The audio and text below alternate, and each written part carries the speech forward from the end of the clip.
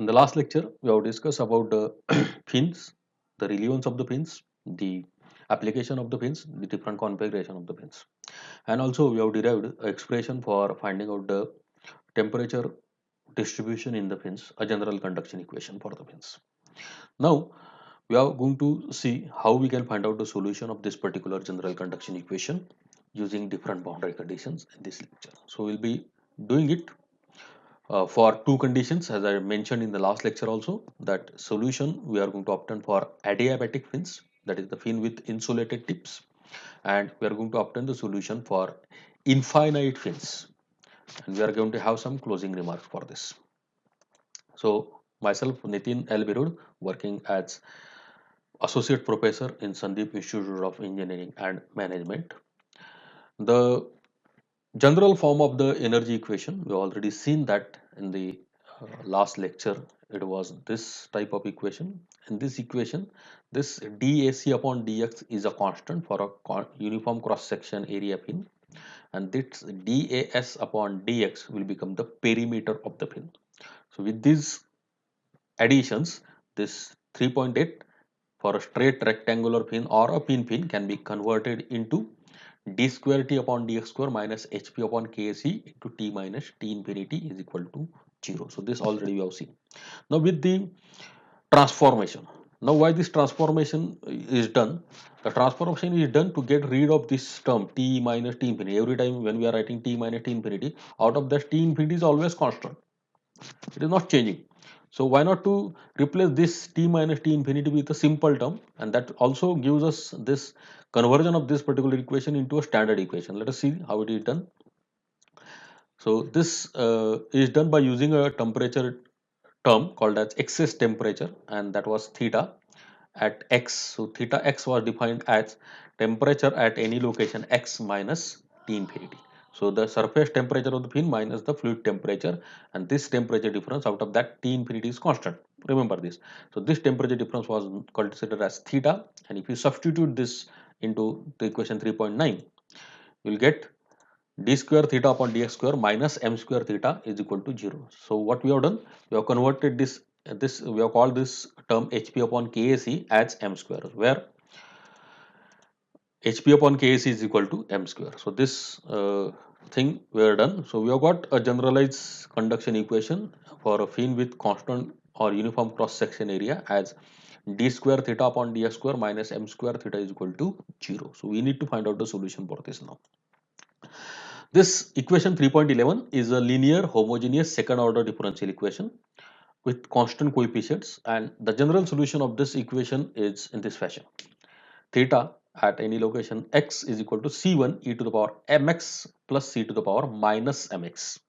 So if you use this equation and this solution, we need boundary condition, and the last lecture itself I told you there are two possibilities in the boundary conditions. One is at the pin base and one is at the pin tip. So to evaluate this constant C1 and C2, it is necessary to specify the boundary condition. First condition already we have discussed, that it is at the base of the pin, that is at x is equal to 0. So at x is equal to 0, I can simply put x is equal to 0 in this equation, and I'll get I can write at x is equal to 0, the base temperature is fixed, which is Tb. The fluid temperature is also fixed, T infinity. So the difference in the temperature at the base is going to remain constant, and let us call it as theta b. So at base, I can say that at x is equal to 0, theta is equal to theta b. So this is our first boundary condition. The second boundary condition may be specified at the fin tip and maybe of different fashions. We have seen already four things, that is fin with adiabatic conditions at the tip, that is insulated fin tip, infinite or very long fin, and third one is the convection from the heat tip fin tip is considered, and if you know the temperatures at the two ends of the pins. So if these four conditions are possible, of course red color I have shown purposely because these two conditions are only included in your syllabus, but that doesn't mean that the other two conditions are not useful, or they are not used means not available in the practice. Of course they are available, but this prescribed temperature maintained at fin tip is a special condition which is normally available to some specific type of problem. And this convection heat transfer from the fin tip, if it is considered, then we are getting solution which are complicated. The equations are more complicated as compared to the ignorance of this convection. That is condition number one. But we can modify suitably the equations of this adiabatic conditions or insulated fin tip with a very small modification. The same equation can be used for the convection heat transfer from the fin tip. So even if you are not finding out a solution for this convection heat transfer from the tip, this condition can be achieved by using the insulated fin tip results directly with a very small modification, and that modification is called as corrected length. We'll see this corrected length later on. So infinite fin, very long fin, that is also possible. Some of that sometimes it is very long, and for extended surfaces there, and this adiabatic condition of the fin may not be hold good for that type of long rods. So we can go for this infinite fin assumption. So what we have done that, let us revise. We have got the basic solution. We have got the uh, general equation for conduction. Then we have got the basic solution for that, C1 into the e to the power minus mx plus e to the power minus mx into C2. And then we have applied the first boundary condition, and the first boundary condition was found to be theta is equal to theta b at x is equal to 0. So if you use this boundary condition and these two different forms of other boundary conditions, we can find out the solution. So let us do it for the first condition, that is the insulated fin tip. When we are saying that fin tip is insulated, that doesn't mean that actually it is insulated. We are not in practice not providing any insulation at the fin tips. In fact, the reason why we are assuming that the fin tip is insulated, the reason is the area of the fin tip is very small as compared to the lateral surface area. In other words, the heat transfer rate from the fin tip is very small as compared to the lateral surface area heat transfer, and that's why the fin tip heat transfer rate can be ignored. In other words, I can say that the fin tip can be assumed to be adiabatic or insulated. So in this equation, we can use the first boundary condition. Already you have seen this boundary condition, that theta is equal to theta b at x is equal to 0. So this is our general solution. In this general solution, if you put x is equal to 0, then we are getting c1 plus c2 is equal to theta b, because at x is equal to 0, theta is equal to theta b. This c1 and c2, both these terms, if you put x is equal to 0, e to the power 0, e to the power 0 will become 1, and it will become c1 plus c2 at x equal to 0. So we got first equation, that is theta b is equal to c1 plus c2, obtained from the first boundary condition, and this is going to remain common for other case also, that is the fin with infinite length. The assumption that the convective heat loss from the fin tip is invisible, that is the fin tip is insulated, reduces the condition that the tip may be treated as adiabatic or insulated, and we can obtain the temperature gradient at the fin tip, that is at x is equal to 0 is equal to 0. So you have to use this. So what we need to do is you have to find out the differentiation of this equation 3.13, that is d theta upon dx, put x is equal to L, and then equate it with 0. So let us do it stepwise. So using this condition in differential form of equation 3.13, the differential form is like this. So if you differentiate this, you'll get m into c1 e to the power mx minus m c2 e to the power minus mx. So this is the differentiation. Now what we have to do, you have to put x is equal to 0 and then equate the result with, sorry, x is equal to L and equate the result with 0. So just putting x is equal to L in this equation and equating with 0. So d theta by dx is equal to 0. Then I'm just rearranging the terms in this fashion so that I can get C2 is equal to C1 e to the power 2mn. Now I got equation 3.14, which says that C1 plus C2 is equal to theta b, and this equation, which is C2 is equal to C1 e to the power 2mn. So I can put this value of C2 in equation 3.14. I'll get theta b is equal to C1 plus C1 e to the power 2 ml is equal to, so we can write rearrange the terms in terms of C1, and this C1 can be taken common from this, and it will become remaining term will be 1 plus e to the power 2 ml. So that will go into the denominator and theta b will come into the numerator. So we'll get C1 is equal. Now what we got? We have got C1 is equal to theta b 1 plus e to the power 2 ml. But we also know that C2 is equal to C1 into e to the power 2 ml. So You have to put C1 here and you'll get C2 is equal to, so which gives C2 is equal to C1 multiplied by e to the power 2 ml. So and C1 is equal to theta b 1 plus e to the power 2 ml multiplied by e to the power 2 ml.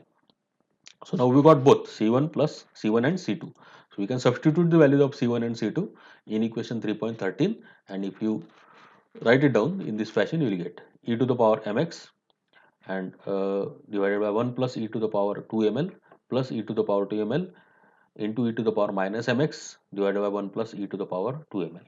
So this is what we are getting after substituting the values of C1 and C2 in equation 3.13. Now you can rearrange this term, that here in the numerator you can see that e to the power 2 ml is there. You can, and in the denominator also e to the power 2 ml is there. We can rearrange the terms in this fashion. So it will become e to the power minus mx divided by 1 upon e to the power 2 ml plus 1. We are not changing the first term. It is remaining as it is. Once again rearranging the second term, taking the simplification of this particular denominator, once again it will be e to the power mx plus 1 plus e to the power 2 ml as it is plus e to the power mx as it is divided by 1 plus e to the power minus 2 ml. So this is what is the equation for after rearranging the second term. Now what we are going to do, we are going to multiply and divide by e to the power minus ml to the first term, that is this term, and multiply and divide e to the power ml to the second term here. So if you multiply and divide e to the power minus ml and e to the power ml, you will get this type of equation, and then we can rearrange the terms in this fashion,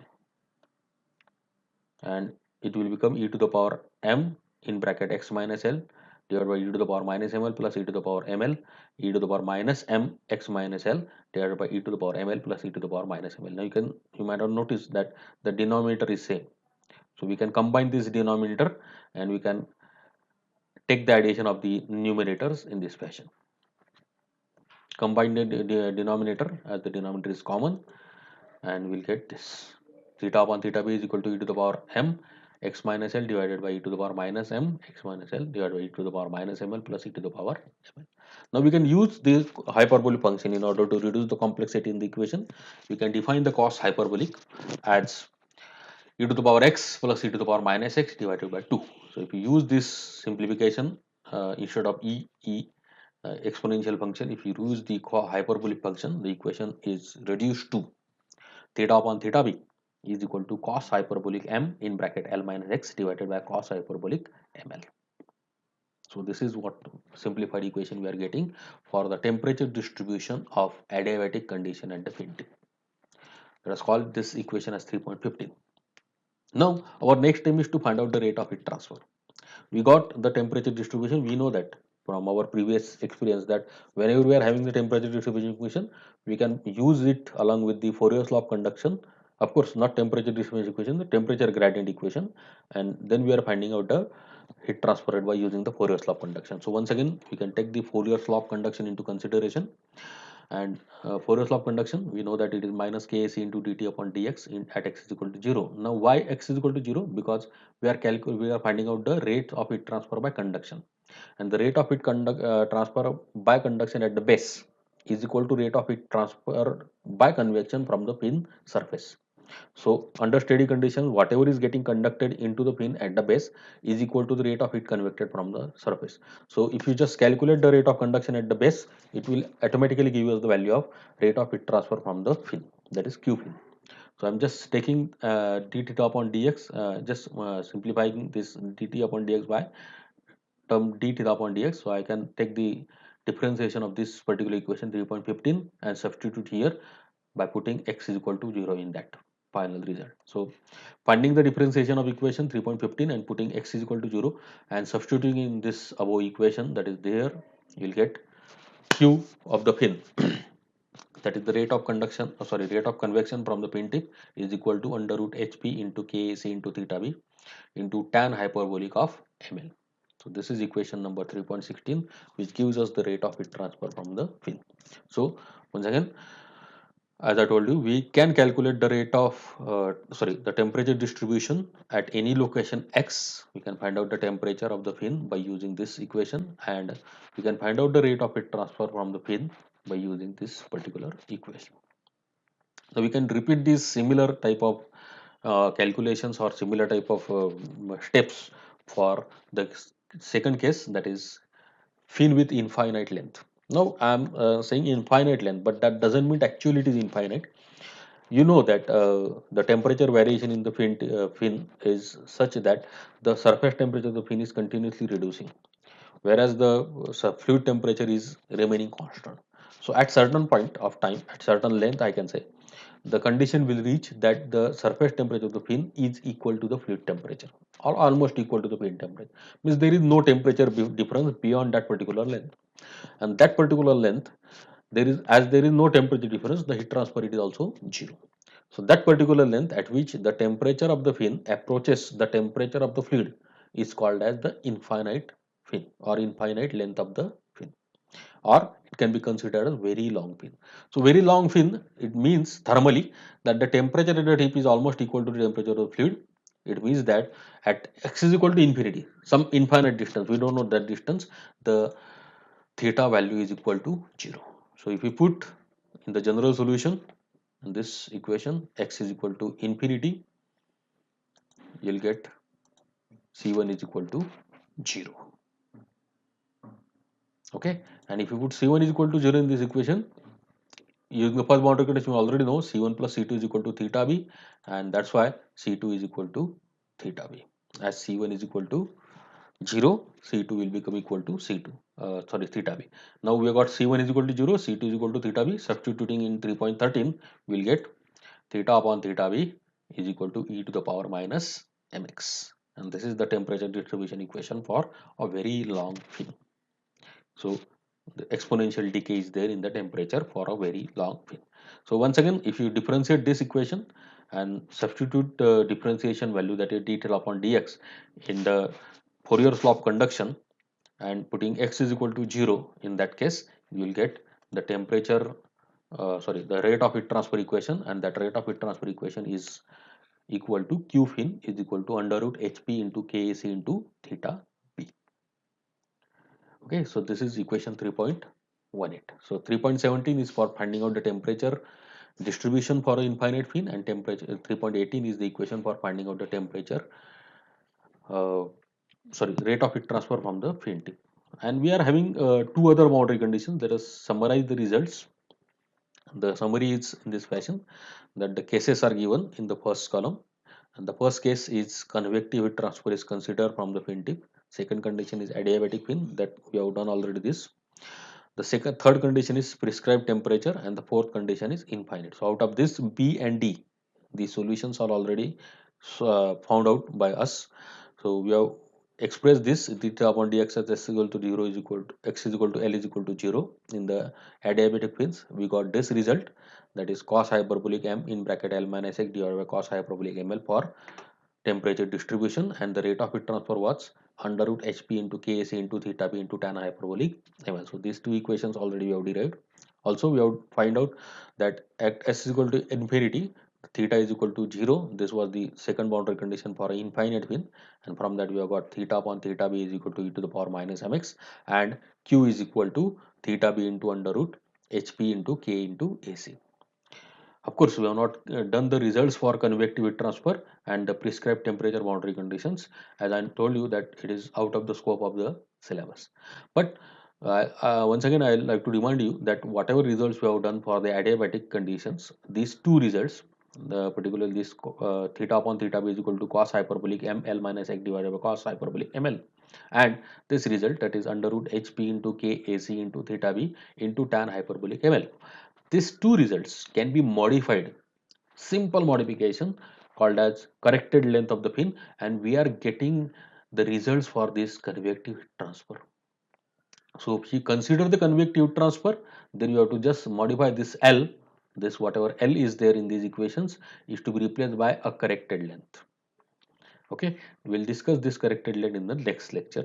We'll talk about the different performance parameters. Now, this is all for this today's lecture. In the next lecture, we'll be talking about the performance parameter of the fins, like fin efficiency and fin effectiveness, the relevance, and we'll try to find out at what length the fin can be really considered as an infinite fin. So that proper length of the fin is to be that equation we are going to find out using some logical uh, idea generation. And next to next lecture, we'll be talking about the numericals on the fins. So thank you very much for your patience listening. Thank you.